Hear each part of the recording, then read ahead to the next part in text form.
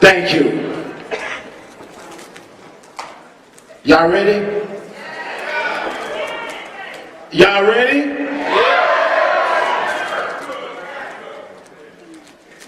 Let's go, Dr. Z. I gotta,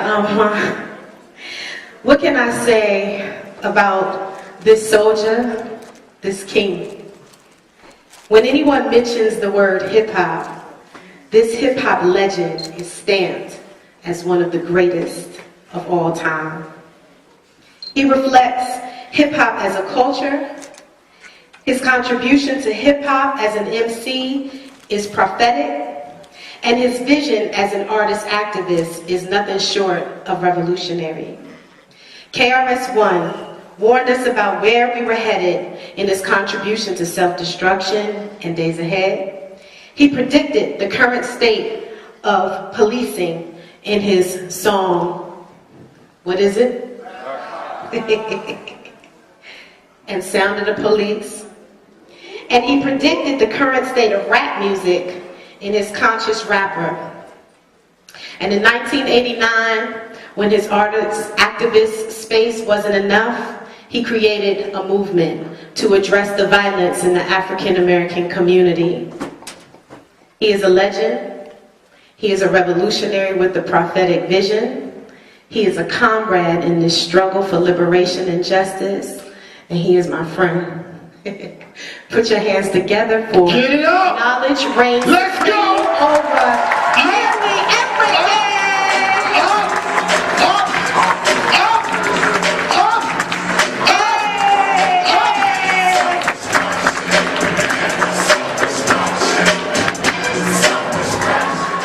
Yes. Let's get right to work.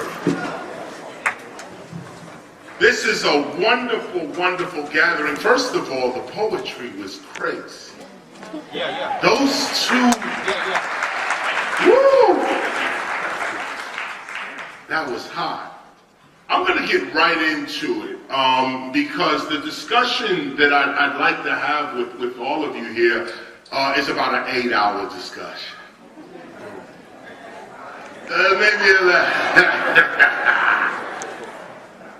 we'll probably break it down to 5. But we are talking today about Black history and a fitting topic right on the day after Dr. King's celebration. Where do I start with this? Because my lectures are usually called controversial. I don't know what's controversial about them, just the truth. Everything that I speak about, of course, you can look it up. One of the great things about being at a university is that when you speak, people can look up what you say and find further information. You guys have a library here as well, use it. But some of what I'm going to say to you is not in the library, not on the internet. It's real knowledge. What is real knowledge? Let's start here with Black history. Knowledge is awareness. Knowledge is not books. Knowledge is not words. Knowledge is awareness. Awareness. Information and education is not awareness. Education is training. In fact, American education is all about training you for the job market. You're supposed to get a great education so that you can go out and be a professional at some form of employment. That's not knowledge. Education is good. But you will never be rich with a job. Let me be clear with that at the top. You'll never be wealthy employed. Only the entrepreneur, the self-educated, self-employed, self-reliant, these are the people that move forward through all obstacles in life. So what is knowledge? Awareness. What is education? Training. What is information? Things you know. Beef is on sale $2.99 over here at Food Line. That's information. You can buy a new car today, no money down. Just go over here to 655 DD Street and you can pick up the car for no money down. That's all information. Tonight's news. So-and-so is running for president. Information. None of this is knowledge. None of this is even education. Just stuff in your head that you now know. Most people rely on information than knowledge. Whatever they're told, they believe. The last thing they were told is where they're directing their entire life toward. Hear what I'm saying? I'm going to say that again. The last thing they were told is where they're directing their entire life to. So, if the last thing you was told was a record on the radio, I'm standing on the block and I'm da-da-da-da. You direct your whole life toward that. This information, you direct your whole life. Start thinking, oh, wow, can I be standing on the block too? Can I? What if I was in that? Yo, that chick, she looked hot in the video. What if I was? This is all your brain energy going to just the last thing you heard. Turn on CNN, somewhere, Fox News, BBC, whatever. The world is on fire. We're all gonna die. You start going to the hardware store for duct tape, canned goods, because of the last thing you just heard. This is information. Information's moving societies. Moving. They yell this way, the society moves this way. They yell that way, the society moves that way. All information, no knowledge. Barely educated. Meaning education is training and the entire American population is out of work because they're untrained. What is education then? On top of information, education, and knowledge, there is intelligence. Intelligence is the ability to know. It is not knowing. It is the ability to know. Do you have the ability to know? This is what makes you knowledgeable. If you have the ability to know something, you can become aware. And once you become aware, you're free. Here's awareness. Here's knowledge. An electrician walks in the room. Electrician walks right in the room. Certified electrician. The electrician looks at the room and sees lights, amps, ohms, wires. The electrician looks at this very room and sees a completely different room. Why? Because the electrician has electronic knowledge. The brain cannot see without word. The brain kind of looks at things and notices them. But if it doesn't have a word for that thing, it doesn't see it. You walked in this room right now. You're not thinking about amps, ohms, voltage, how long these lights could stay on, what's the wattage in these bulbs, what kind of bulbs are there? None of this is crossing you, you're just in the room. The reason this is, you see the light, you see it all around you. Or should I say, you notice the light all around you, but you don't really see it. Only an electrician with electronic words is aware of an electronic room. So the electrician comes in and sits down. A plumber walks in right after. The plumber sees a completely different room. Why? Because the plumber has plumber knowledge, plumber words, a plumber life.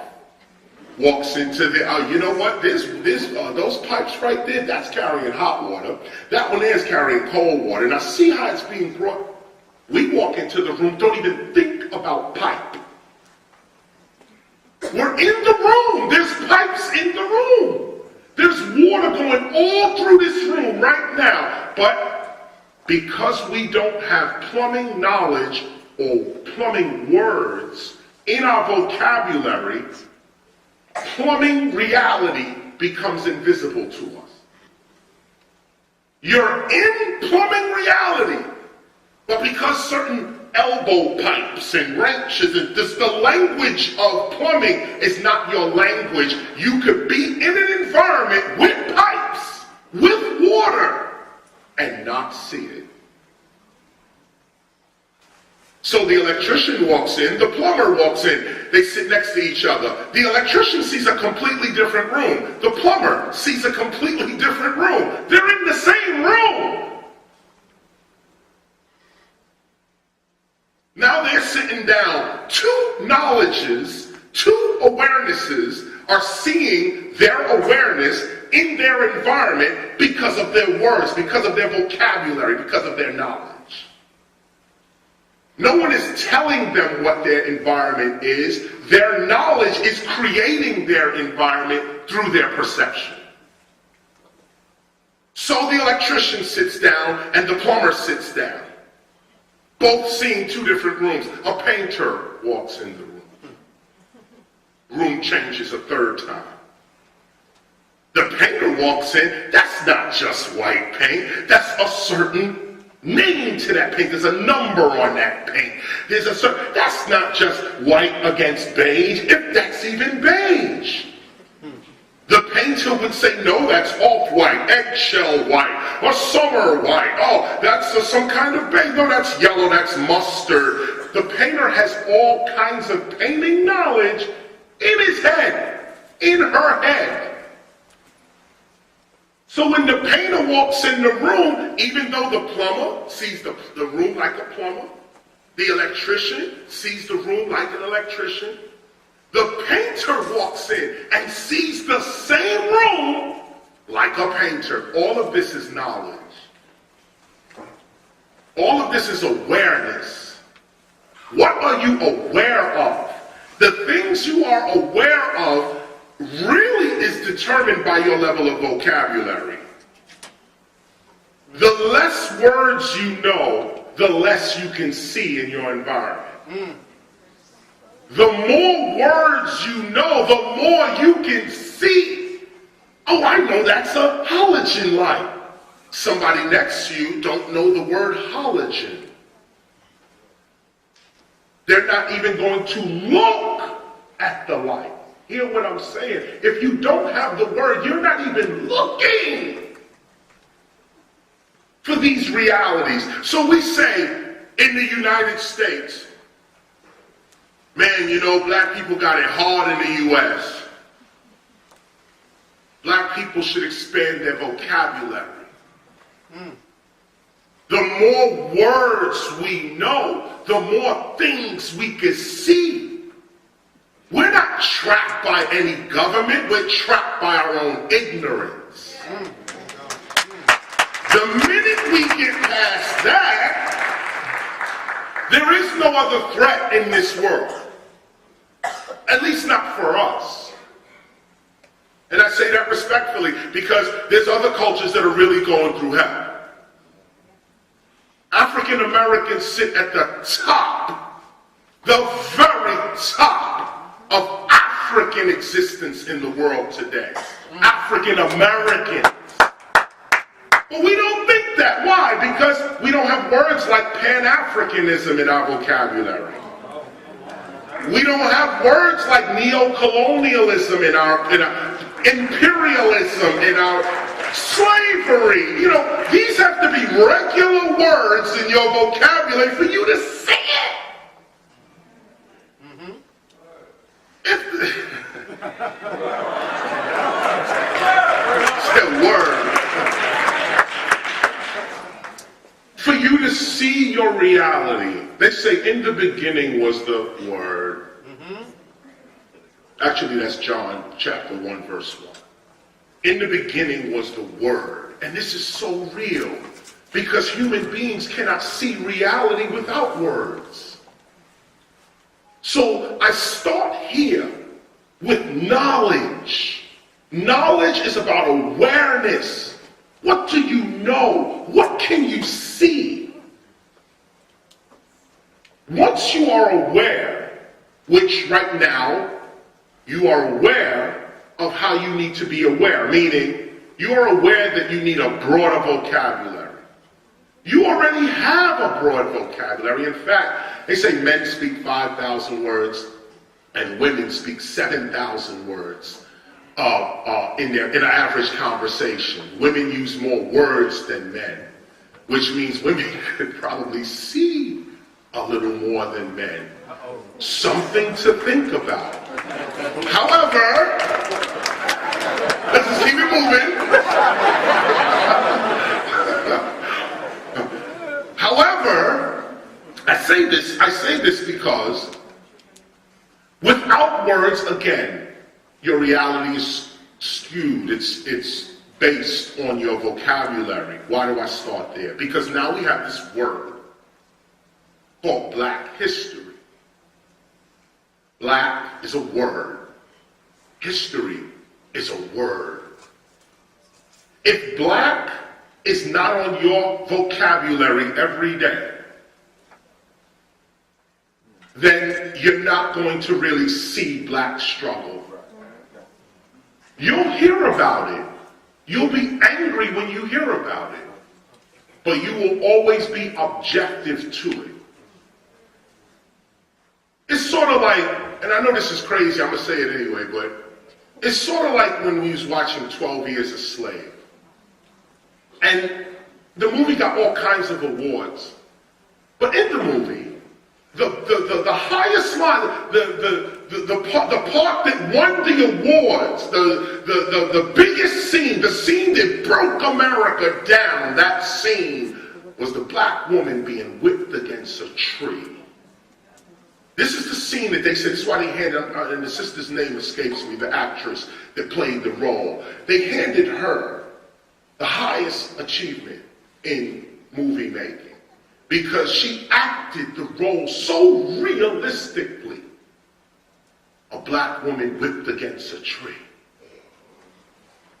Now we black people watched it as entertainment.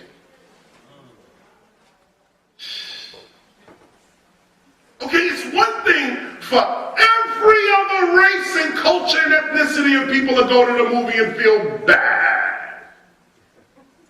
Oh, we feel bad for the black woman. But black people went to the theater.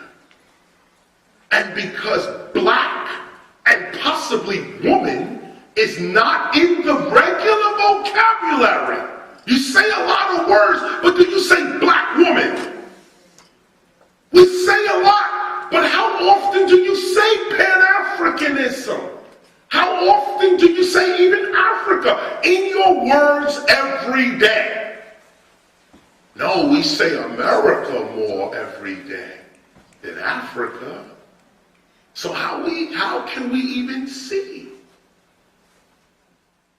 The woman's whipped against a tree. We don't get angry with that. I had to leave the theater, to be honest with you. I was like, wow, this is American entertainment. The degradation and destruction of our people, this is American entertainment. Our mother on the tree getting whipped and winning awards for it. We clap right along. Yeah. This is because we have been desensitized to our own self.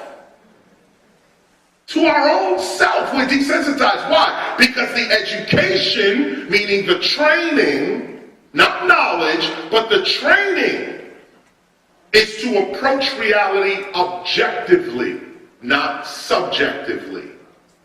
Everything is objective. The objective approach is the favorable approach. It's supposed to be the least biased approach. It's supposed to be the pure approach to events, reality, and people, to look at them objectively.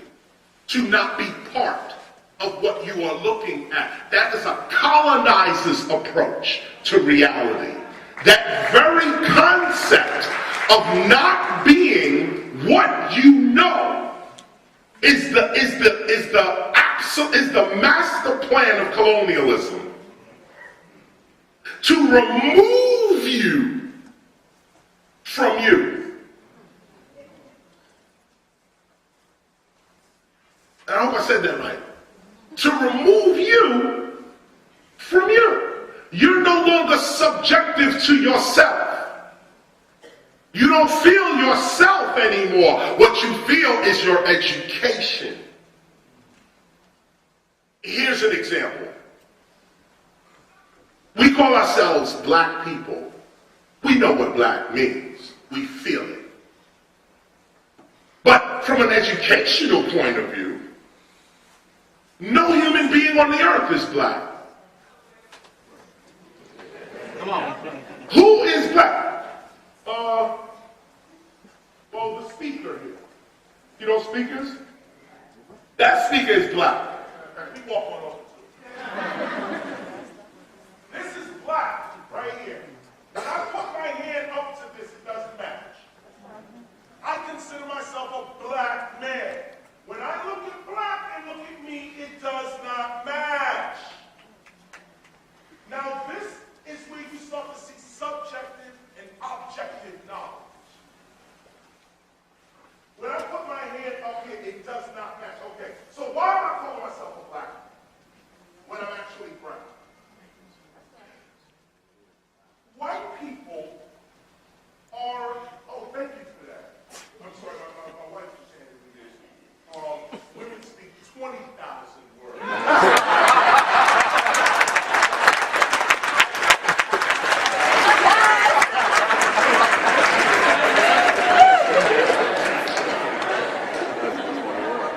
Okay.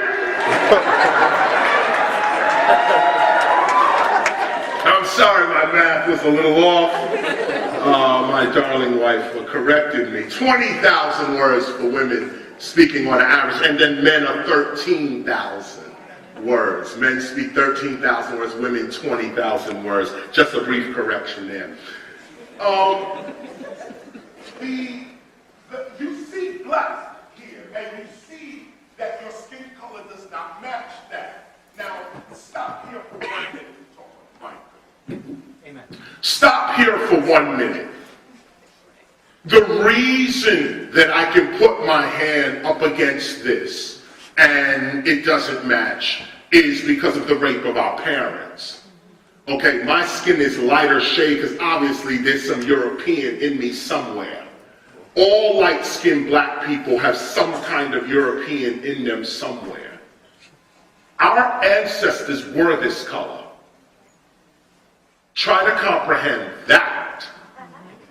Our ancestors was this color right here. As a matter of fact, they were actually indigo is the color, which is where you really get the word Indian from. Indo, Indian, Indus, all of that comes from the word indigo. Even the word Indian comes from that word indigo. It's what our complexion was before invasion and colonialism.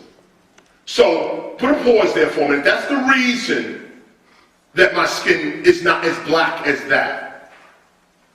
But that means that black people literally do not exist on the earth anymore, or that they do, but and they're very minimal. They're no longer the majority of the human race. That black person is now the minority of the human race. You can see people this black, this dark, or should I say this black, in India, definitely Africa, and places like Asia. The Japanese had dark-skinned Asians that they, of course, tried to get rid of. Same thing with the Chinese. Remember, the Shang dynasty, one of the first dynasties in China, was a black African dynasty that started China, or what they call Sina, C-I-N-A. The English spelling is China. The original was Sina. China is not Asian. China's African. China was started by Indians. The religion was Hinduism at the time, started by Indians. These are side notes. My point here is subjective, objective learning. Start here so that we can understand our history a little clearer. Our history is not objective. Our history is subjective. This piece of paper that I got, look around, see if you see something white. Here? Here we go. This is the color white. This is a white piece of paper. This is the color white. If white people look like this, they'd be dead. No human being on earth can look like this. There are no white human beings on the earth. No. White people are beige.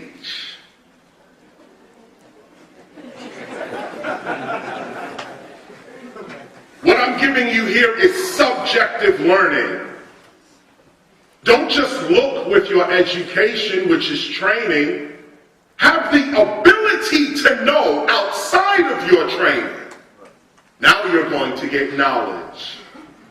There are no white people. There are no black people. There are no red people, yellow people. There are no, this is fictitious nonsense created by your education. There is a human existence on this earth, and it begins with the darkest of complexion people. The darkest of people begin the human race. Black history is not the history of African Americans. Be clear with that. Black history does not begin here in Virginia. 1619 over there in Jamestown. That's not black history. Now that could be called African American history. If African Americans agree that that is their history, then fine, that's an African American history. And many African American scholars have agreed that their history begins at Jamestown, was it August 20th, 1619, Jamestown, Virginia. 20 neggers, N-E-G-A-R-S, got off of a Dutch ship and was immediately sold into slavery. That's African American history. A hoax. A fraud. If I didn't be as polite enough to say a lie. Africans have been in the Americas since 50 to 60,000 years ago. Black people from Africa sailed and navigated the entire earth before white people existed.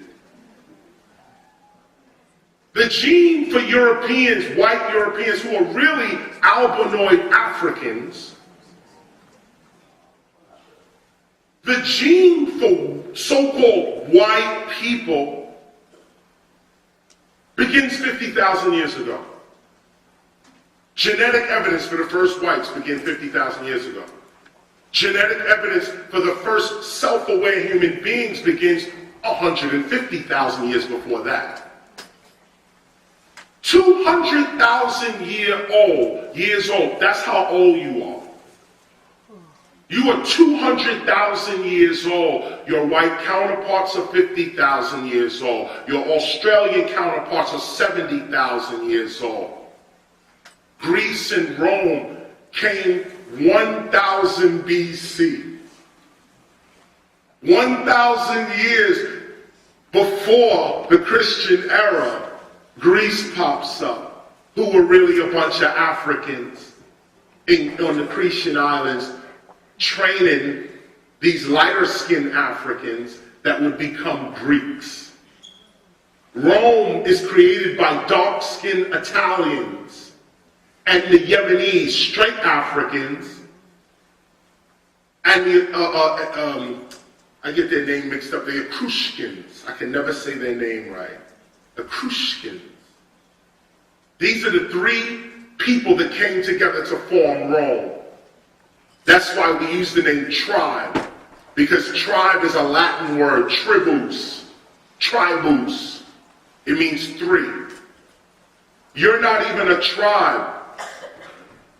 They say African tribes. No, you're applying Roman thought to African culture. We were never tribes. We were civilizations, nations, living living side by side with one another in peace.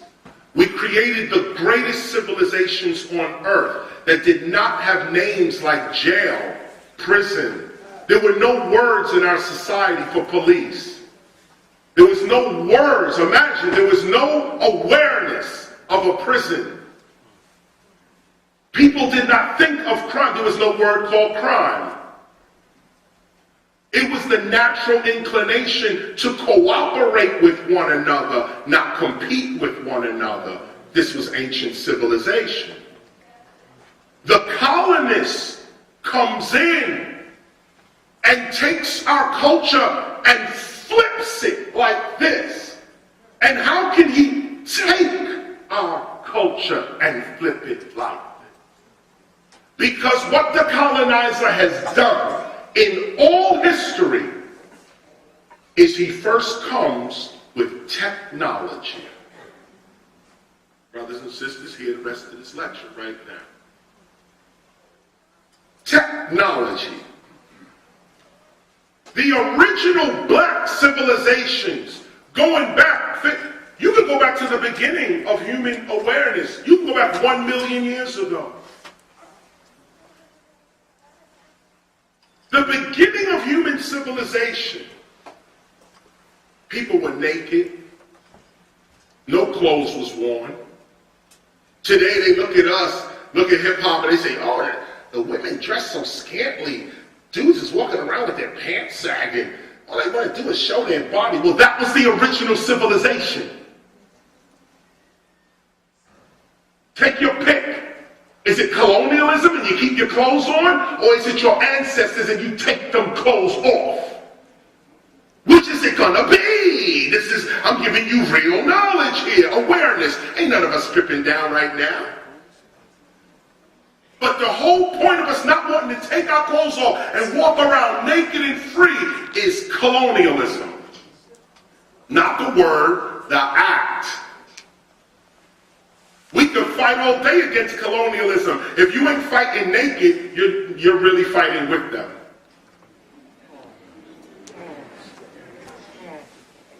The idea is not to read about your ancestors, it's to become them.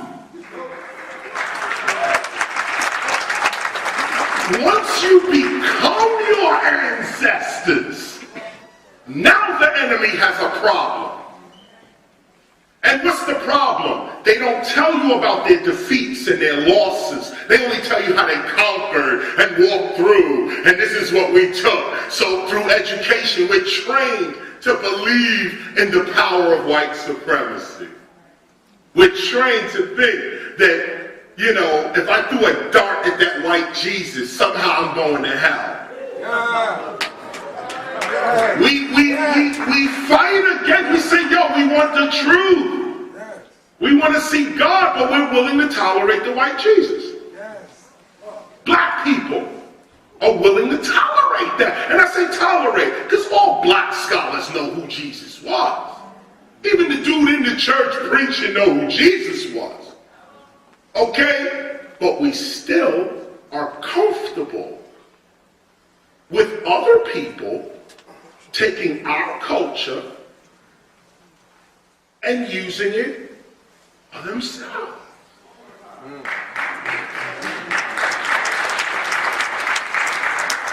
Yeshua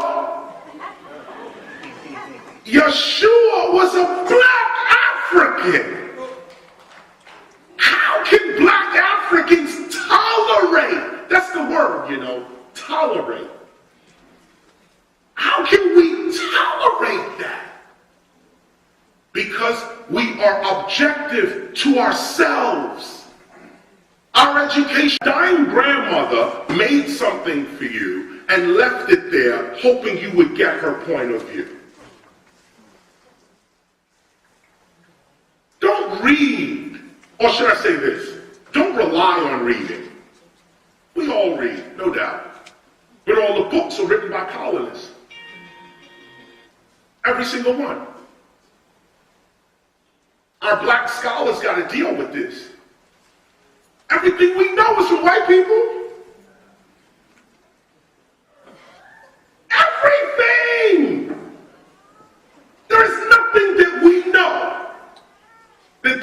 first write down and give to us. The whole reason we're interested in Egypt or Kemet, the whole reason, one part of us, or should I say the majority of us, are only interested in Egypt because our white scholars are interested in Egypt. We go right to Africa, we say we want to see the pyramids of Egypt. We don't want to see Zimbabwe, who has the oldest structures in Africa. The pyramids of Giza, by the way, are not the oldest structures. Neither is the step pyramid from Imhotep. Those are not the oldest structures. The oldest buildings are in Zimbabwe.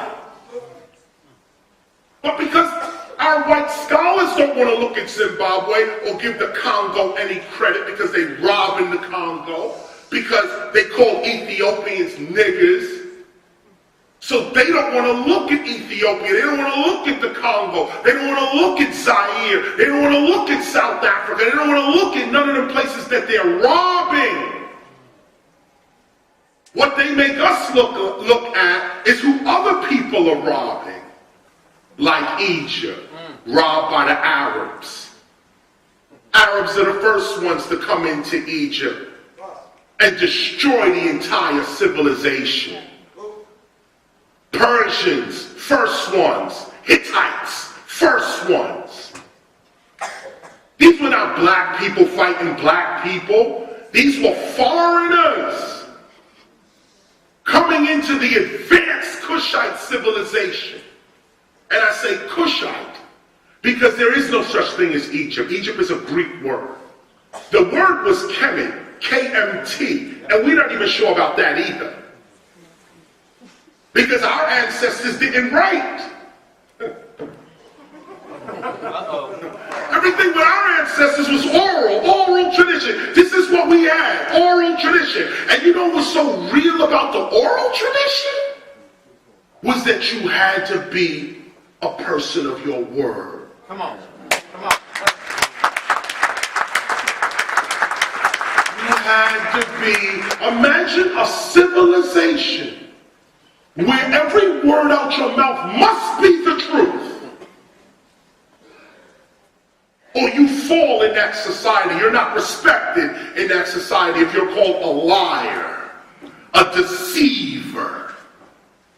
You're exiled out the community. You're probably killed on the spot.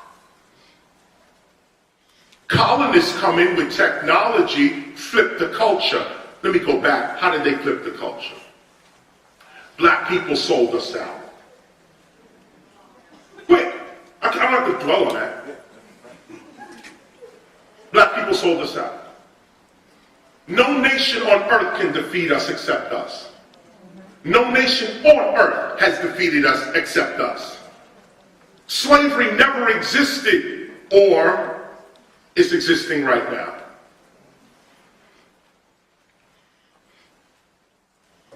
We are our own worst enemy. We are our own best friend. But how many of us even think we black? This is what we got to think about because everybody claiming African American and black ain't that. So this is how we get tripped up every time. Nat Turner sold out by another black man. Malcolm X killed by another black man. Come on now. When Martin Luther King was going around yelling, "I have a dream," black folk was like, "What are you talking about? Let me go and watch the stories." No, that's civil rights. That's what it was about. The majority of black folk was just like the majority of black folk today. You have people that are screaming for our freedom, fighting every day to change the situation, and then you have the strip club. Come on. What? Look at it. This is us. This is our community. We say we are overrepresented in the prison system. But we're not talking about us doing crimes against our own people. I'm sorry. I was raised in the Bronx. crime every day, even participating. There's a rapper named Juvenile. And back in the day, Juvenile, he got a record out. He used to say, you a paper chaser, you got your block on lock, remain in the G. To the moment you expire, you know what it is. Ain't no crying. Ain't no fronting. You handle your biz. See, the code of the street was, we knew we bad. We know we're doing wrong. We know grandma don't approve of this. So when the white cop shoots us down in the street, there it is. Well, you don't think we had white cops shooting us down in the Bronx? Of course we did. Matter of fact, all through the I Have a Dream speech in 1963, Dr. King is talking about police brutality. Yeah. In 63. But still black folk live out Bob Marley's song. He says, emancipate yourself from mental slavery. None but ourselves can free our mind. Don't worry about atomic energy, because none of them can stop the time. Bob was cold. He was talking quantum mechanics. He was saying time is what is real. He's talking Einstein, theories of relativity. Time is what it, well actually theory of relativity, time is not real. But Bob Marley is talking about their plans to blow up the world is not over the order of nature. So why are you afraid of what they're saying and not more afraid of not being in line with the universe? So the song goes on. The song goes on and it says, how long will they kill our prophets while we stand aside and look? This is 1975 Bob wrote. That's called Redemption Song. Okay? 75, he's telling people, how long y'all gonna look at our prophets getting shot down, killed, unsupported, blocked, in prison? How long are we gonna see our prophets go down before we stand up and say something? This is 75. That's back in 63. Here we are, 2016, same thing. Come on. We should be ashamed of ourselves. We should never call the names of our ancestors in the condition of our community today. Every time we say Imhotep, we bring his name down to our ridiculous level. You don't speak the name of your ancestors and not be them. So when you say Imhotep, that's not something to study objectively. Oh yes, that's Imhotep and there's me. Right. No, everybody else has to study Imhotep like that. Because Imhotep is not their direct ascendant. You, black people, are not supposed to be studying objectively about yourself.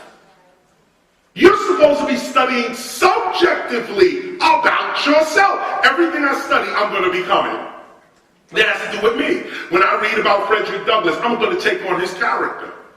That's the whole point of reading it. What's the point of reading it? Not being him. Yeah. The next time I read Harriet Tubman, they called her Minty. Other knows her as Moses. She had all kind of names. Harriet Tubman, I'm going to be her. How do you be Harriet Tubman? Well, you get knowledge. You get $1 billion. You go take your family somewhere out of the madness. And then you go back to the hood. Harriet Tubman. I'll say it again. Okay. I'm getting my cut signs coming. Harriet Tubman. How do you become Harriet Tubman? You win freedom for yourself first. You take your family and you put them on. You go back to the hood, grab 2, 3 more heads. Yeah, let's go. Only a few of us are doing this. Hip hop is one of the only music, if you want to reduce it to a music genre. Hip hop is one of the only ones, and I say one of because reggae does it a little bit as well. But it is in our culture that when you make it, you always bring your boys with you. You always bring your crew with you, your clique with you. Everything about us is always cliquish, crewish, team, nation, community. Even when we're at our worst, doing the dumbest things on TV and radio, saying craziness, none of that has defeated the soul of us. The soul of us. Our soul is not on MTV or BET or any mass media. That's not where our soul is. That's the commercialization of our soul. Come on. That's not our soul. Our soul is in this room right now. Yeah. Our soul cannot be written down. Our soul cannot be captured. We are our soul. We are the collective ancestry of our souls. Listen to what I said. We are the collective ancestry of our soul. We are what make up the soul. Our soul is hurting right now because our ancestors are not being honored. Come on. Grandma just died the other day. Granddad just went on the other day. Mom's not here. Take their picture out and keep it on the wall. Keep it by your desk. Keep it by your bed. It means a lot to them on the other side. It may be a little weird for you guys, but I practice mediumship. I talk to the dead all the time. Those that get this word in your mind as well. Mediumship. Mediums, that's what they're called in English. But back in Africa, they were called kandakes. And they were black women that were able to see the future and talk to the dead. In Greece, they were called augurs. And they trained young white Greek men to become augurs. Get this, I'm diverting, but I have to say this and substantiate this.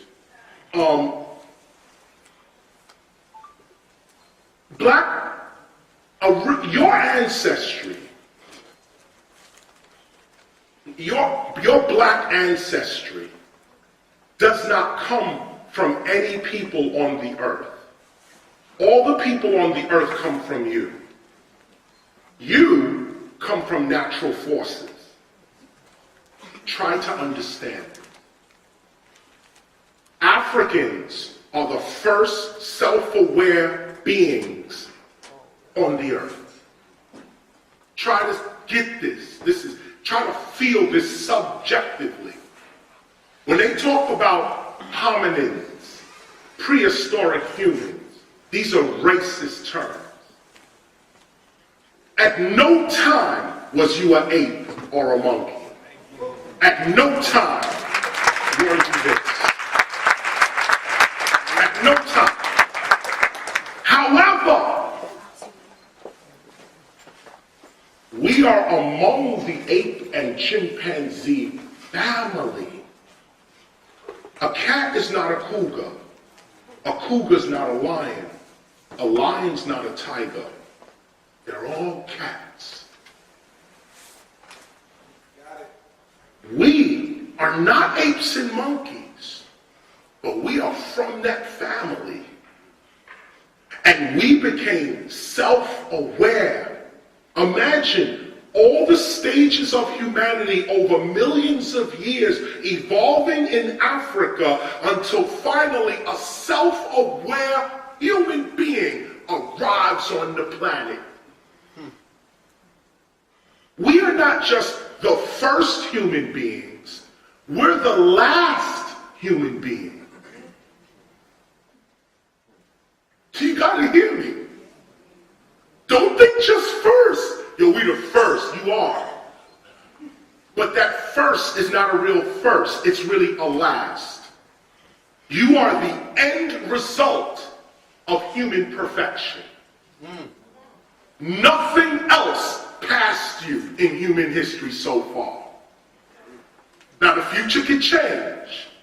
Another human intelligence can arise out of all of us and rise a new race of people, rise that are clearly more intelligent. It hasn't happened yet. It hasn't happened in 1,000,000 years. Hasn't happened in 250,000 years. Hasn't happened in 150,000 years. Hasn't happened in 50, 40, 30. Hasn't happened. Humanity has not progressed past you. Come on. The only way humanity is going to progress is when you... Come on, sir.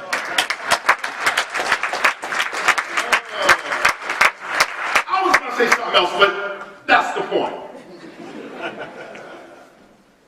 When we, black people, the only... wait a minute, I'm not going to say only. Everybody else, I'm not going to degrade anybody, and I'm saying that to say that I can. My respect for humanity refuses to degrade those who have come from humanity. However, I refuse to have my people degraded and given a history that we're calling ourselves what people who came after us are calling themselves. We're taking our entire cue of history based on what those who came after us are taking as history. They look at their history objectively, so we do. I gotta close, I know, and so let me bring it to this level. Let me talk 2 minutes on the soul. Because here's where our salvation really is. At the beginning of this talk, I talked about a plumber, electrician, and I think a painter. Looking at the room and looking at awareness. Let's add a fourth person to that room. A priest walks into the room. The electrician sees electronics. The plumber sees the plumbing. The painter sees the paint on the wall. The priest sees God. You see, how often do you say that word in your day? Think about how many times you say God. Yeah. God don't belong to nobody but you. Africans created God. Do you hear me? Africans, God is an African concept.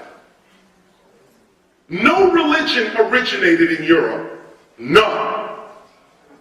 Therefore, no European has the right to tell black people, you can't have the 10 Commandments in public spaces. That's an African document, the 10 Commandments. White people are going to tell us we can't look at the 10 Commandments in public places that we pay taxes to, and we accept that. We let them take the 10 Commandments out of society, and that's our information. Moses, a black man, born in the city, the record. There's a record called Why Is That? Go look it up. Moses was a black man in Africa. The 10 Commandments are not to be looked at objectively. Come on. When you look at the 10 Commandments, you're looking at your ancestors' strategy for civilization. That's what you're looking at.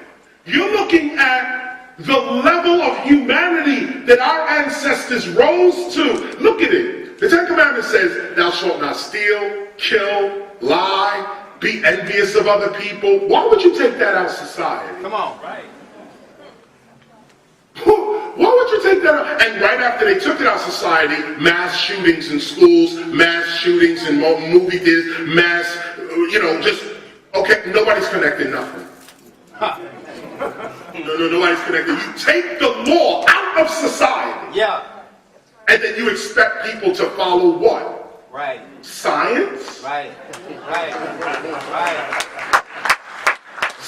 is nothing. I'm talking about the entire discipline of science is zero to the soul. Come on. Zero. I challenge any scientist. The whole idea of science is observation. Come on. Objective knowing. You're trying to know the universe from your limited understanding. You're going to invent a tool to look at this world. You don't even know what you're looking at. And why don't you know what you're looking at, yet the Dogon people in Africa knew exactly what they were looking at? How is that possible? This is what we got to ask ourselves. How is it possible that Newton and Copernicus and all these people can come up with these theories late in human history? Hey. And Africans 10,500 years ago, forget 10,000, I'm talking about the pyramids of Giza, forget that. 60,000 years ago, Naga civilization, they charted the Orion belt right there. 60,000 years ago, and left it as evidence for all to see. Now, if this is what our ancestors was doing, don't read about it. Try to do it yourself. Yeah. How do you do it yourself? First, you become the Dogon. You do whatever you do. You eat their food, you put on the clothes, you'd be surprised what you learn. It's called anthropology. When you become, you join a culture, you become it. So that you can learn it. White people do it all the time. Why we ain't doing it?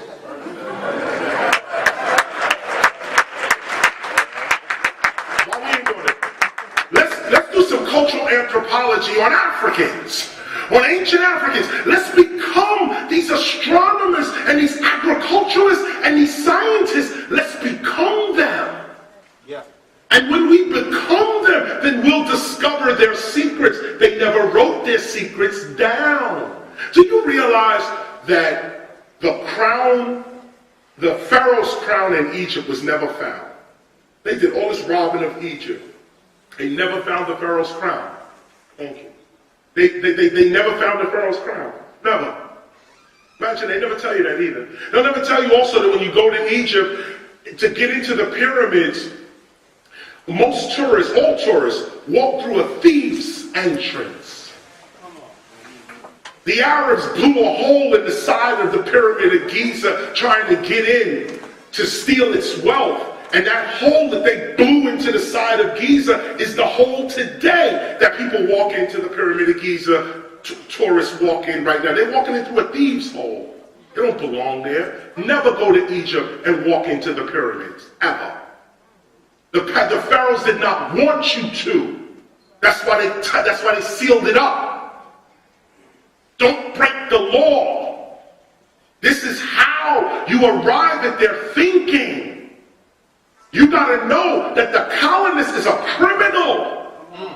And if you keep following colonial rule, you're making yourself criminal to your own ancestors. You don't need to go to Egypt. You are Egypt. You don't need to go nowhere but in yourself and pull out your ancient ancestry. When you become your ancient ancestry, the devil got a problem. Got a problem. Last point. I know I said that already. I am trying to respect the time. Last point on soul. You get this point. Become your ancestors. Here's the other piece. Where is the soul?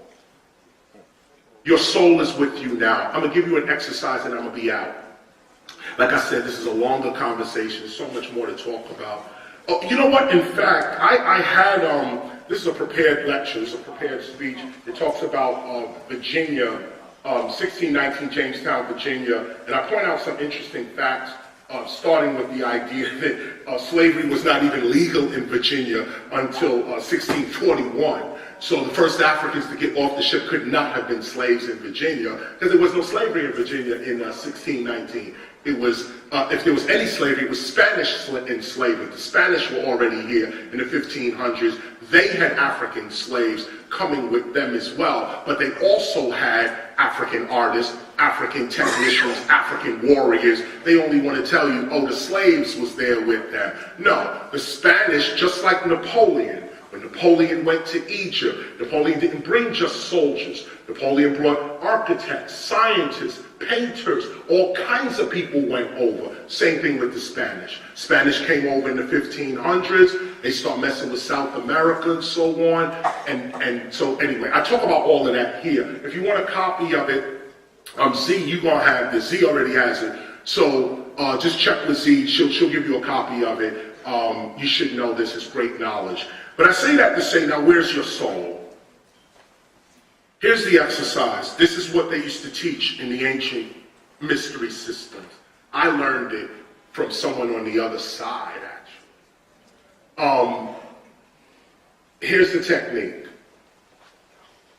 First, let us, all right, take the word hip hop, for instance. Hip hop. Let's take the word hip hop for me. The word hip hop. At the count of 3, let us say hip hop to ourselves. Don't say it out loud. Just at the count of 3, we're all going to say hip hop to ourselves. 1, 2, 3.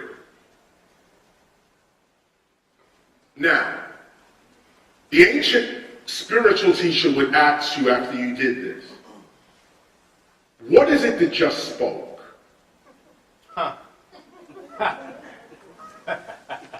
Let's do it again.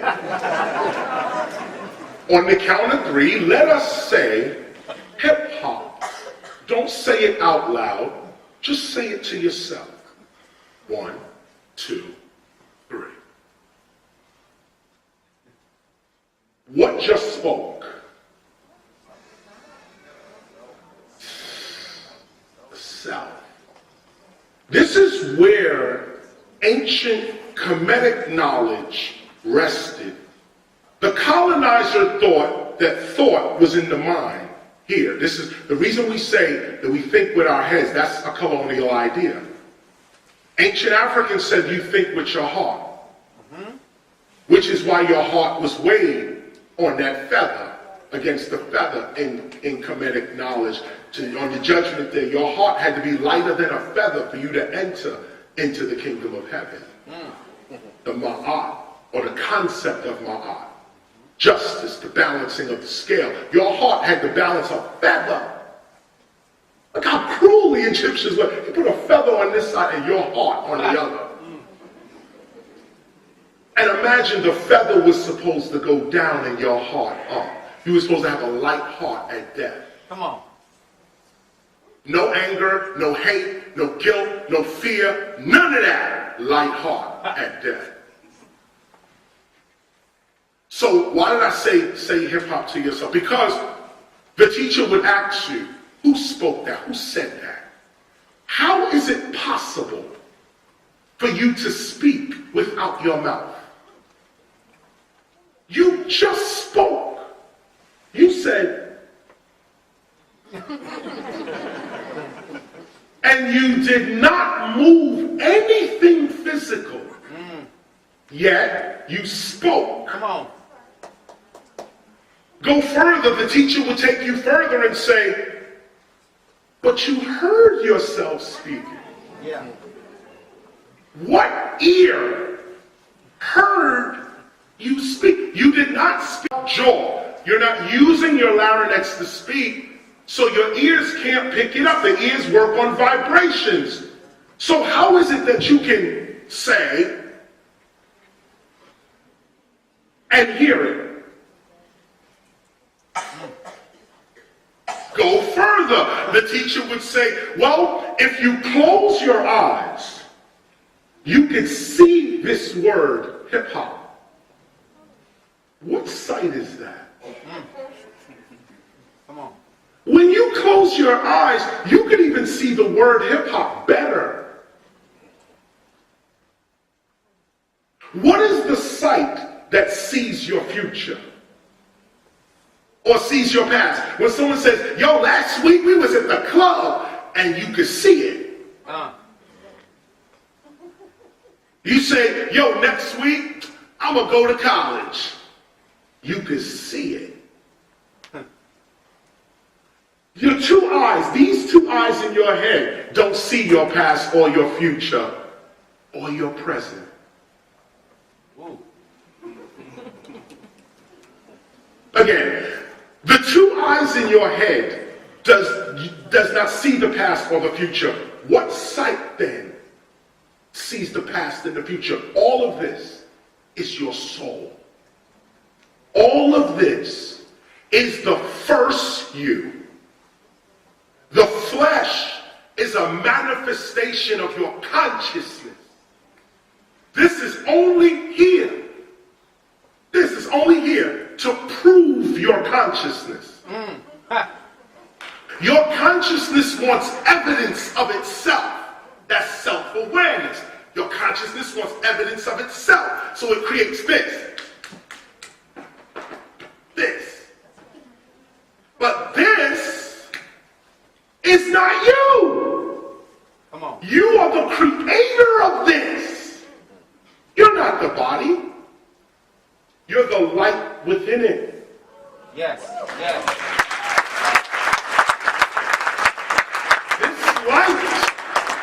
This light can see, hear, and speak without the body.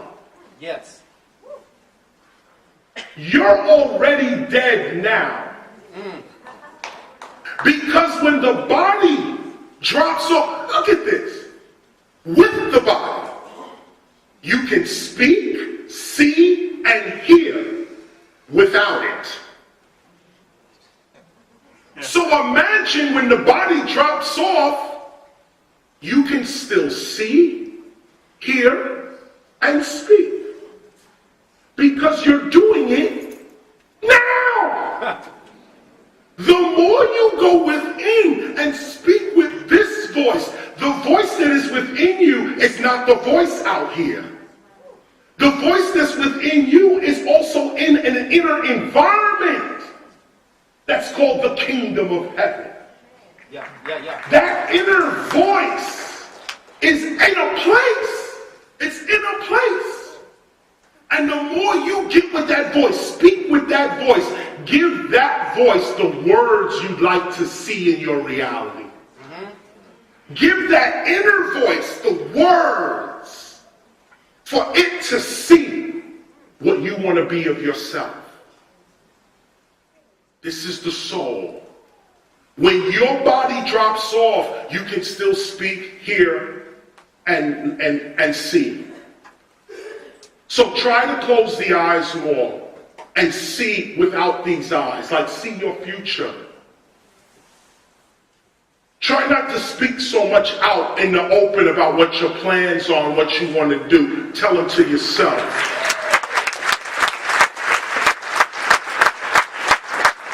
And of course, finally, listen. Because once you're in that space, no body, no physical, okay? You're talking without the body. You're hearing without the body. You're seeing without the body. So there is no death. Get rid of that concept now, especially while you're young. I got rid of it like 35 years ago. I was able to do some amazing things because I don't fear death. The fear of death is what holds us all back from success. And that's what the colonizer puts on us. I'll kill you. But once you realize that there is no death, and in fact, no lesser being can destroy a higher being. That's physics in nature. Anybody coming at you with hate, they're already destroyed. What Martin Luther King said was, don't let them take your soul. Don't stoop to their level and allow your soul to be taken. Then you lost. Yeshua said, don't be afraid of the guy that can kill the body. Be afraid of the one that can kill the soul. This is what you must hold on to, your soul. Black history is the recorded documentation of the immortality of the human soul. That's black history. Black history documents the indestructibility of the human soul. All through our history, what do you see? Resilience, strength, outsmarting these demons, getting over. How do you have an African American president in a racist country? We're some great people. No, think about this. Think about this, because this is soul. This is not, oh, he's there because we voted. Think of your soul that is outside of all this material stuff. Start to read the language of soul. And you'll start to see there are no good and bad people. There are forces in the world that we are all attuned to. Some of us are attuned to the thief force. Some of us are attuned to the murderer, liar, deceiver force. Others of us are attuned to the love, mercy, knowledge force, justice force. The worst thing in the world is for a real thief to try to correct himself. That's terrible. That's controversial, isn't it? A real murderer should be a murderer. God wants that. Can you live on this level? Can you live on such a level of acceptance where if someone even robs you, you say this is the will of God? Because nothing can stop me. Nothing. The only thing that can happen to me is what my inner voice wants to happen. And so this voice didn't want this, so obviously this is my good. This is my good. Be careful with these sciences. They are ancient. You have to be of the bloodline to even acknowledge this. There are people in this room, respect to everyone here, but only 10% of you are really going to rise. Let's keep it real before I run out of here. You got to ask yourself, am I that 10? That's what you got to ask as we leave this lecture right now and you become your ancestors and you reunite with your soul. You stand up and you say, am I that one? Am I that one? This is what you ask yourself tonight. There are people here right now in this room in a crossroads of their lives. You don't know whether you should stay in school. You might want to quit. Times are hard. Money is crunching you. Listen to what I'm saying to you right now. Don't chase money. The minute you chase money, it stops chasing you. Wow. One of the greatest avenues toward wealth is charity. Yes. Give of yourself, and people will eventually pay you. Yes. Thanks for listening to me. Y'all gotta get up, get up, get up. Yes, yes, yes. Thank you. Thanks for staying over time. Sorry about that. No, stay on stage. Thank you for staying over time. We just had church today. Before y'all leave, I know y'all thinking he's ready to leave, but he is taking questions. So if there are any questions, please raise your hand. We'll give it 5 minutes and let those that want to leave can actually leave for a minute. Okay, if any... Let's give it 2 minutes. 2 minutes. Yeah, 2 minutes if you want to leave. If you leave, you're a fool, but I'm just saying. How you doing? Oh. I just want to say thank you, and can I get a picture with you? Yes, right after this I'm going to jump down and take photos. Okay, cool. Thank you again for coming. I really do appreciate it. Thank you, my friend. Wow.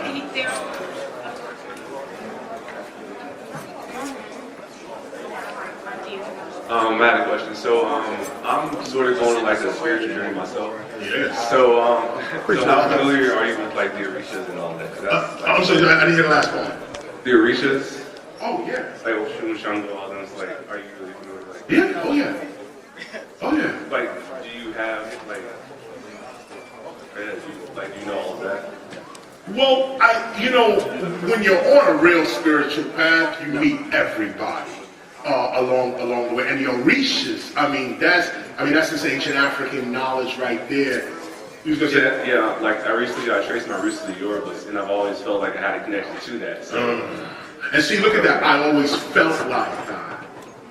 That's that kind of, to be able to trust that and go with that is the seat of real knowledge. Not necessarily reading, but what you just said, I felt like this. So, and that's knowledge. That's it right there. I would say keep studying though, because, and also when you talk about, Yoruba and that whole science, again, you're talking about life and death sciences.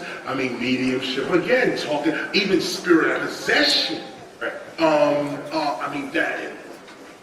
These things frighten our people.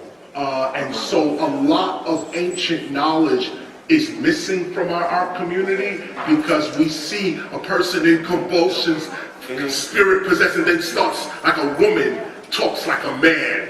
I am blah blah blah. And you be like, yo, this is crazy.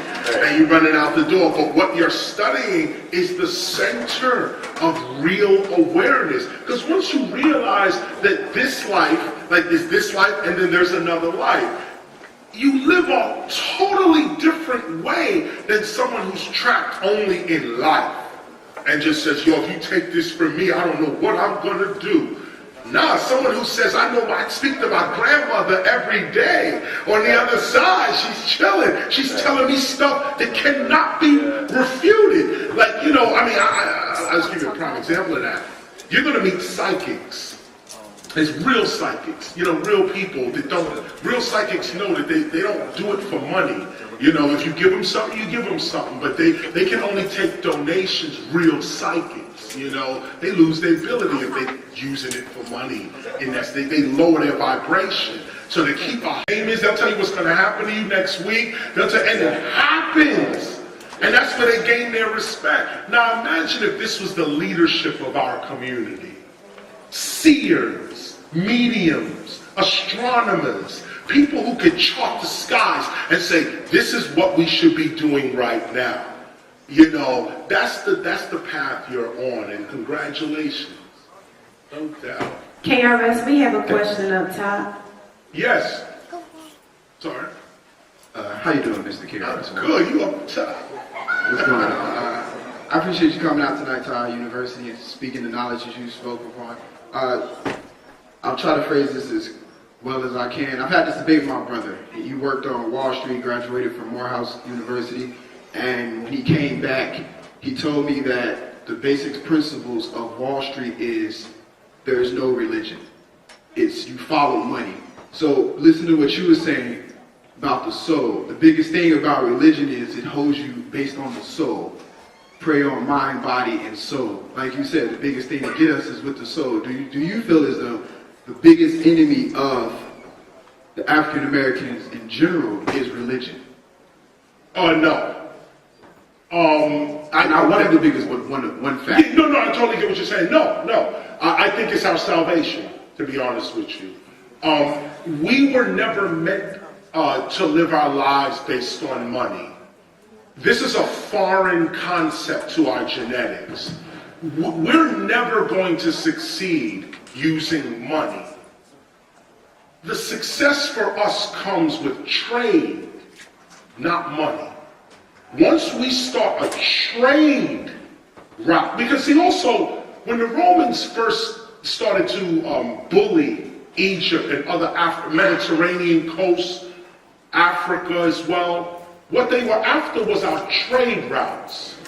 There was money, there was coins, shells, silver. Money was being, but it was not the prevalent thing. It was only for travelers. People who had to go from one place to another and didn't want to run the risk of getting robbed on their voyages, they would deal with an early banking system that you would leave your money with one rich person who another rich person would back you up on this end. If you had a note from this one rich person to another rich person, that note became what we now call money.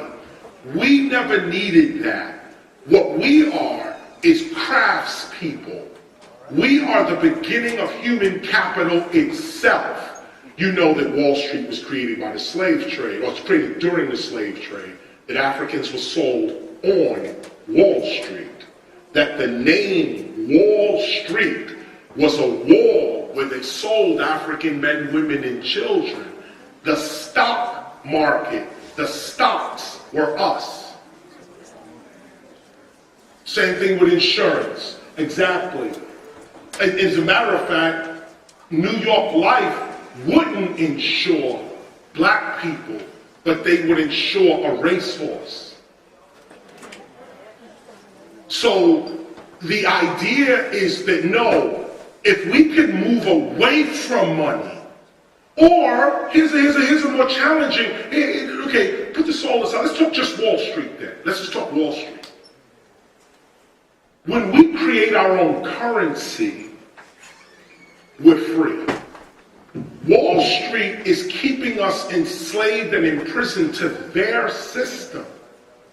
Black people are the economy of the United States. We always have been. We are the economy of the entire country, even though we're only 14% of the entire country. This little 14% finances everyone. Everyone. Look in our communities and see how many corporations are in our communities. Multi-billion-dollar corporations are in our community. They tell us we're poor, but all our money is making them rich. How can a poor person make anybody else rich? How can an impoverished society make anybody rich? They're lying to us. We are the true rich people. They are the thieves. So they get rich by stealing what we got. Wall Street. We should create our own currency. James Brown in the 60s had something called greenbacks, where he was trying to trade in the community, saying we should open stores that only accept greenbacks. We should support an electrician, a house builder, maybe even a police force that is fed, clothed, and sheltered by the community. We all have assets, all of us. There's probably $1 billion in this room right now, literally $1 billion in this room in assets right now. The problem is we don't trust one another. So without trust, we're lost. And trust only comes with culture and principles. If you can hold me to a set of principles, you can trust me. If I can hold you to a set of principles, I can trust you. The minute you step out of the principles, you know you're wrong. You can correct yourself, or we can argue this in court. But because we have no principles, we have no trust. We know the banking system is based on trust. There's no money backed up by gold anymore. That's finished. They are pressing a button and printing money. So it's trust.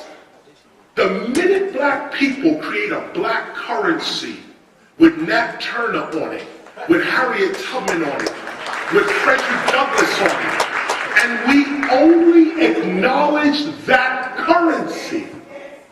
Imagine if black people said, we're not using American currency anymore, we're only going to use our own currency amongst ourselves. And anybody not down with this is a sellout. Get out of our community. You would see dramatic change. But these are future ideas, and they're relevant for you guys because you're the future. You're the young scholar. You have a fresh brain, fresh mind right now. That's why these ideas are important. Some of you in here are economists or will become an economist, go into banking. Think about an African-American currency that can be traded on the global market. Anybody would take our currency. We're the human capital of the world. If we came up with an African-American dollar, $10, $20, $50, and $100, and we said, look, our $100, we sell it for $20. Dudes be buying up our money right there, buying up our $100. We getting rich, they getting rich. Here's how it works. You just opened up a whole can of worms now. I'm going to cut this off. Everybody should get, every African American, all of us, all 14% of us, should get $100,000 at the start. And why that number, 100,000? Because that's the exact number that it takes to start an economy. You need about 100,000 people with $100,000 each. And when they start trading that to each other, the rest of this world can go to hell. We have nothing to do with them. We are self-sufficient. We are on our own. If we have farmland, some of your parents have farmland, some of your parents own assets, you are heir to some of these assets. If you want to do something for the black community, start some farmland and feed your people. This is the feed your people. Because the minute we can feed our people, we cut the supermarket right off. That business is over. They will fall. Whites, Asians, Mexicans, Filipinos, they don't keep those businesses alive. Respect to them. They spend their money, no doubt. But it's African Americans that dictate what's cool, what should be bought, when we gonna buy it, how much of it we gonna buy.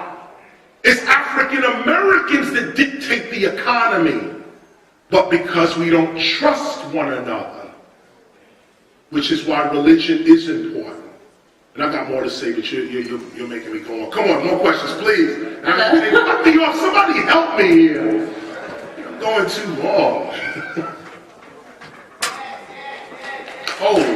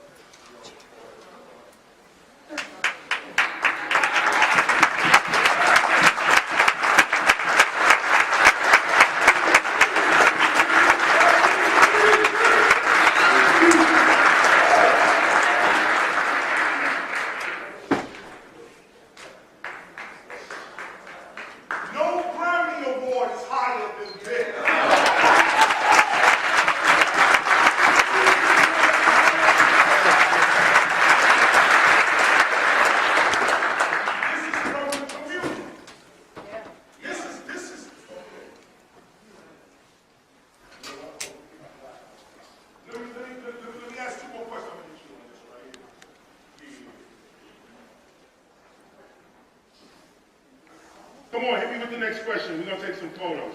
It's funny that came up because I'm Taria Sanchez and this is CJ Brown.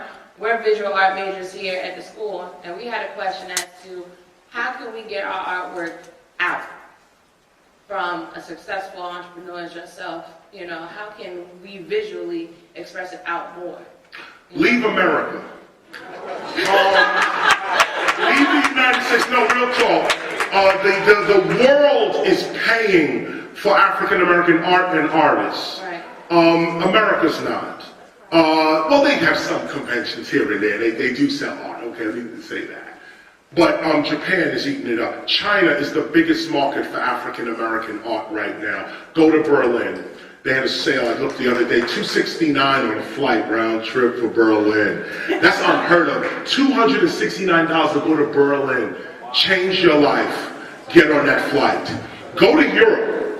Europeans love African everything, art to everything. That's how you get your art out there. And I say go over to China, to Europe, even if you can make it down to like the South Pacific, because Bali, Japan, Vietnam, Korea, all of that is open territory for you. You're exotic there.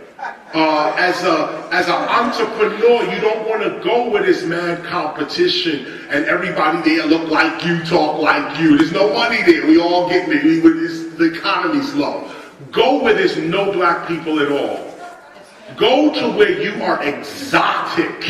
To where when you land, everybody wants to see what comes out your bag. That's how you get your money. Finish that. CJ, he also has something for you. Oh, bring it on.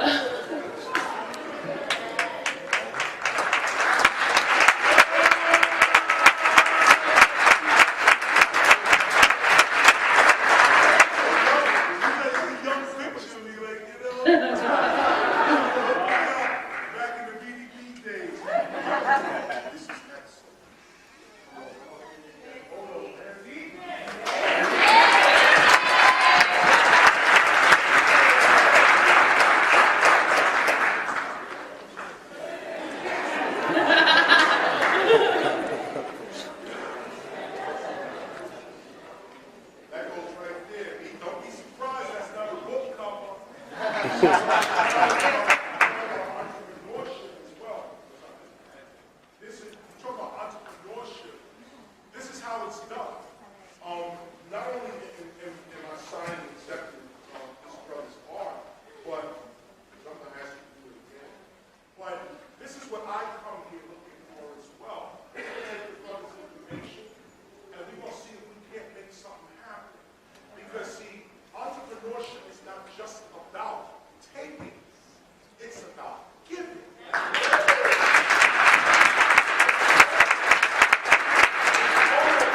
Investment, that's the word. Invest. I said, I invest in the brother. Right? Now, here's the point. In our culture, it's not investing, it's giving. I'm not objecting to this brother. This is my brother. Right here. This is my brother. Right here. Real talk. This is my brother right here. I'm not objecting. He's handed me his resume. He said, this is what I do. This is what I can do. Now, to sister's question, and I can go over days with this. What I do with this will determine both of our wealth in the future. I can take this, and this is wealth creation right here. The brother should keep a picture. In an art gallery somewhere, who knows? They may say, oh, he didn't draw it right. Or it's graffiti on it. It's just on a piece of paper, it's not canvas. The paper's not worth much. It's a doodling.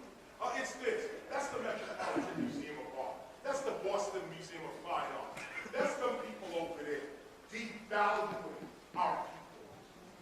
Someone like me steps up with a little bit of respect from his community. You take that little respect and you say, you know what? This could have been just your doodling here.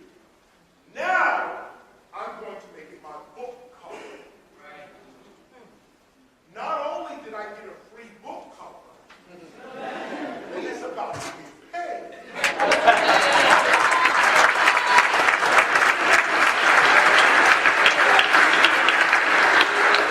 This is wealth creation. But here's what we do. We say, you look at the picture, you say, oh, it's not that good. Go pull me a little. And you're gone. You trying to handle the picture. Security. Yo. Look how close we are.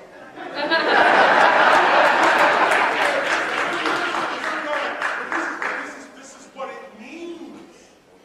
This is what it means to be black. To respond. I'm going to respond. I'm going to make this a historical moment right now. Because we're all standing here, man, the picture right here, this is what it is. I'm going to ask you again. I'll say, yo, you can do another one? You can give me another one? You'll give me another one? Okay, and each time he gives it to you. This is how wealth is created in the community.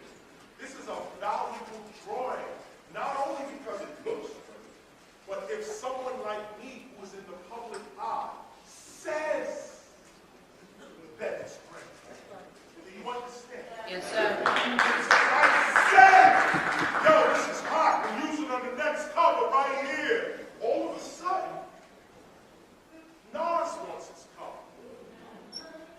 Never wants his cover. But so on. And why? Because one little simple act of what? Charity. He handed it off. I take it and now make it more. One little piece of paper. One little piece of paper.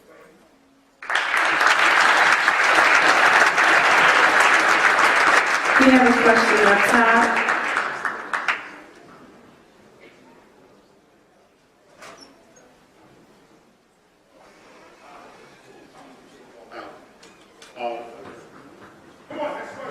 Question up here. All right. Right. Hey, let me first say it's a pleasure and an honor. All right. And if I could be greedy, I got 2 questions, but I'll take one if, Come on. All right. If I understood you correctly, earlier you said that there was a time in ancient Africa where words like crime and prison didn't exist because that's just how people live, right? Right. And you also said that the 10 Commandments were African. Yes. with things like thou shalt not steal and thou shalt not kill. Would those be considered crimes? Thou shalt not steal and kill? Yeah, etc. Yes. Yes. But then it's from a society where those concepts didn't exist, unless I'm missing something. So You're missing a timeline. okay. The people that I'm speaking about is pre-dynastic Egypt. Okay. This is before Egypt. When we get to a Western understanding of Africa, then we get to the Ten Commandments, which is really the 42 negative confessions, which is African. Egypt had crime. Cush had crime. Naga didn't have crime. Noted. The first civilizations that were naked people, which is my point that you got to remember. When you see naked people, you see a civilization with no crime, with no words for prison and none of that. Now, the Ten Commandments is about 100,000 years later. Got it. Next question, if I can. Next question, come on. Okay. The song "Oh Yeah," Yeah, what you said. one of my favorite hip hop songs of all time. Yes. You sound a lot like a 5%. This lecture and a lot of your songs doesn't seem. It sounds like a contradiction. Yes, it does. Okay. Question? I mean, why is that? Why is that? Well, you know, the reason I'm laughing as well is because what the brothers bringing up is a long standing, well, it's not a debate anymore, but back in the days, 91, 92, I was having an ongoing debate with the 5% Nation, the 5%ers. All my friends were 5%ers, Just Ice, Rakim, King Asiatic, Nobody's Equal, King Sun. These are all the people I'm running with. Peace to the gods. Peace to the gods, no doubt. And so in these conversations, or when we say when we're building, okay, the discussion gets heated. Yes, it does. And many of my point of view at the time was, how can the white man be the devil? How can any man be the actual devil? The devil's a force, consciousness, etc. That was my point of view in 1990. I wrote about it. X-Clan came at me, called me all kinds of... There's no time to be hanging out with humanists. Yeah, you already know. X-Clan came with theirs, and the Poor Righteous Teachers were also in debate with me as well, but I kind of urged the debate because of something I said in the Source magazine about them. And so they wanted to challenge me on that. So between all of these debates, I wrote a song called Build and Destroy. Right. Where I talk about, well, I explain my philosophy basically, in that sense. So for years after that, maybe 2 or 3 years after that, there was this idea that KRS is not with 5% knowledge or against the 5%. It's not true. In fact, my friend Wise Intelligent, who I had a big historical debate with at Rider College, where he was trying to convince me, Chris, the white man is the devil. How can you not say this? Years later, I'm not going to say I agree.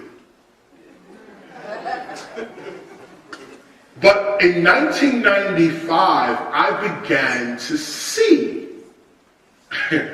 what my brother Wise Intelligence was saying. And just for the deeper part of it all, we both meshed into each other because Wise Intelligent actually became a metaphysician. And I kind of leaned a little more toward the gods and earth. And the reason why was because the idea of a white devil, I did not agree, I still don't agree with that. But when I look at certain activities of white society, Like, yo, everything y'all say is the devil seems to be everything you doing. Everything you say is the devil. The devil's against God, so are you. The devil's trying to lock people up for no reason, killing and locking up innocent people. In the Bible it says the devil walks around like a raging beast, looking for anybody to devour. That's the police. So I started to see, and I said, well, I love humanity, and I'm stuck there with that. I love people. So I can never see a white person as a demon. Ignorant, okay. Brought up kind of stupid, okay. Your father was a Klansman, okay. But you, the devil, the actual personification of evil in the world, I don't think any human being is that. The black man being God. I don't see these black people I'm looking around here. No, I don't think so. So, again, I'm starting to look at his philosophy. So the record should mention, oh yeah, what you said, when you see the devil, that was sort of like my coming around to what wise, intelligent, really what the 5%ers were saying all along. I kind of came around to it and wrote that up right there for them and for my crew like that too. It's almost like, it's like a growing up, like a development in thought. Because again, like I said, I don't really agree with the white man being the devil and the black man being God, or the black woman being the earth. I believe the black woman is God, the black man is earth, and white people are ignorant. Thanks for the question. It goes deep. Let's do the homework. Look it up online. Figure it out. KRS One, hold on 1 second. I've been given the signal by Simone. You have one more question, and the question is up top. The boss rings. Okay, I'm looking for you, right? Right. So something you said really stuck with me. You said that our history was stolen. So I guess I want to use the word tainted is what we're reading now. So how would you, a college student who wants to be aware, how would you advise us to go about searching our real history? How do we find it, since what they have for us is already tainted? So how do we get to be the king and queens that we should be? Well, first of all, if you ask that question, you're already your answer. So you are already the queen that I'm looking at. I can't see you. I'll come down for you. No doubt. You're already, by your voice, you're a woman, yes? Correct. You're a queen now. Right now. There's nothing to go search. There's nothing. Start building your community now. The more you build your community, the more knowledge you will get about your community. None of the books written, all the books, I like what you said about tainted. You're right. It's not stolen, because our culture's all around us. It's not stolen. Let me correct myself on that. What you said is more accurate. It's tainted. We have too much other stuff in our culture. We need to clear some stuff away. When I was talking about the soul, you have to feel like royalty. You can't read about royalty. You have to feel royal. When you feel royal, now okay, so how do you feel royal? Here's a couple of techniques. 1, pick an ancestor. Pick any ancestor. Get a picture of him, put it up on your wall, and say, I am going to serve you. This is the hard part right here. This is the piece. And I'm speaking to you, but I'm speaking to everyone as well. Who are you going to serve? Is the question you should ask, because the one you serve is the one that's going to teach you. We Africans have a system of apprenticeship knowledge. We don't sit in classrooms and be told what we should be thinking. We find our purpose, what we like to do in life, and we put ourselves under a teacher that we can trust and respect. Unfortunately, there's not many teachers today that we can trust and respect. So I would step it up to the level of soul. and say, and I was talking to the brother, I was talking to a brother in the back, the first poet that came out, and I'm say again.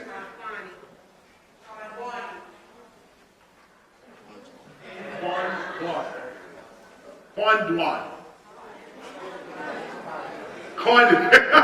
Well, where is he? Is he hiding somewhere? You know, right here, so right. So what we was talking about, we was talking about the idea of having, being able to be at the right place at the right time. This is another knowledge, another awareness. It's not book reading. Yes, you should read. Yes, you should find as much information as you can in written books. There are some good knowledge. There is some good knowledge out there written. It is. But your question to really be answered, it has nothing to do with written knowledge. It has nothing to do. It has to do with a life experience. It has to do with being. And so your being has to attract to it the knowledge that it seeks, which means you have to give yourself a purpose, give yourself a path. Say, I am going to paint a picture. So to paint the picture, you got to go down to Michael's, you got to get some paint, you got to get a canvas, you got to go there. So maybe you take the bus, you may take a train, you may take all of this. You say, I'm going to paint a picture. So here's the knowledge. So now I can